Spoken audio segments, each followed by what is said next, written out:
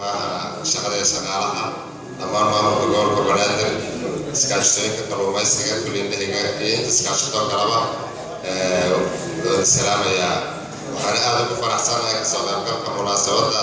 sanad guuradii 42 oo maanta loo dabaaldegayo 8 Janaayo maalintii la aasaasay ururka dhaqdhaqaaqa iskaashatooyinka Soomaaliyeed taas ayaa ka qabanayna marka hore oo waxa leenahay hambalyo marka xiga waa markii labaad ee halkan iskugu nimaano hotelkan City Plaza oo ku qabanayno xafladan inagoo si amaqaadayno jiritaanka iskaashatada ururka dhaqdhaqaaqa iskaashatooyinka Soomaaliyeed mabaadi'dooda iyo horumarkooda iyo halka ay higsanayaan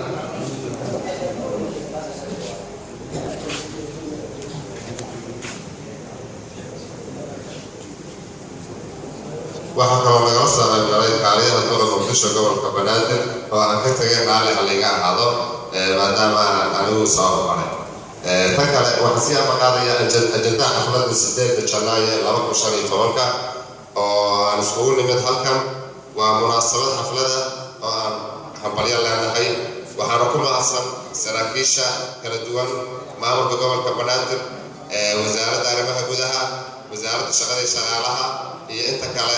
mas'uuliyiin ay ka soo qayb galay waxaan rabaa marka inaan ka hadlo ajendaha xafladda 8 Janaayo 2015 wixii uu qabsoomay sanadkiina soo dhaafay ururka dhaqdhaqaaqa iskaashatooyinka gobolka Banaadir waxa uu ku guuleystay in uu abuuro si rasmi ah oo u howlgeliyo shaqaale dhan 267 shaqaalaha sanadkan gudihiisa kuwaasoo haatan ku jiro goobahooda shaqo helayna noloshoodii iyo waajibaadkoodii labo waxaa kaloo ay wax ka qabteen qaybaha iskaashatooyinka gobolka Banaadir oo howlgalay oo si wanaagsan shaqadooda u socoto saddex marka loo eego sanadkii hore waxay kobciyeen dakhligii ay soo saari jireen gobolka Banaadir waxayna ku guuleysteen inay ka sara mariyaan kii sanadkii hore lix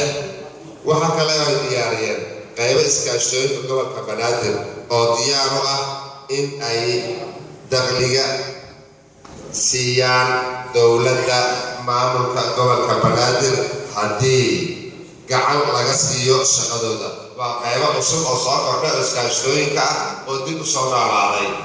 waxaana ka mid ah iskaashatooyinka kalluumaysiga waxaa ka mid ah iskaashatada birmaada waxaa ka mid ah iskaashatooyinka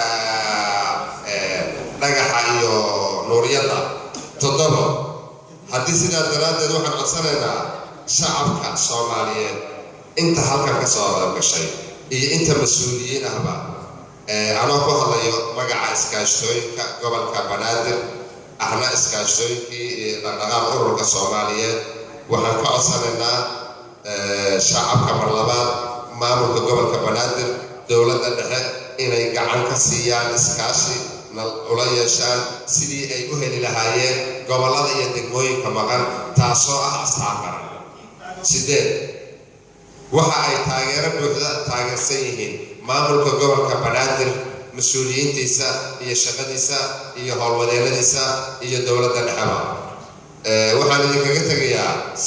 sanadka sanadkiisa in ilaahay nabad isku kaana keeno oo sanad 3 guurada ah asalaamu calaykum waraxmatullaahi wabarakaatuh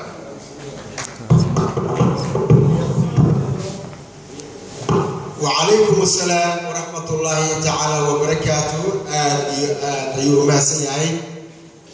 ولي وعليكم جناب برنامج كي يقولي يقولي جناية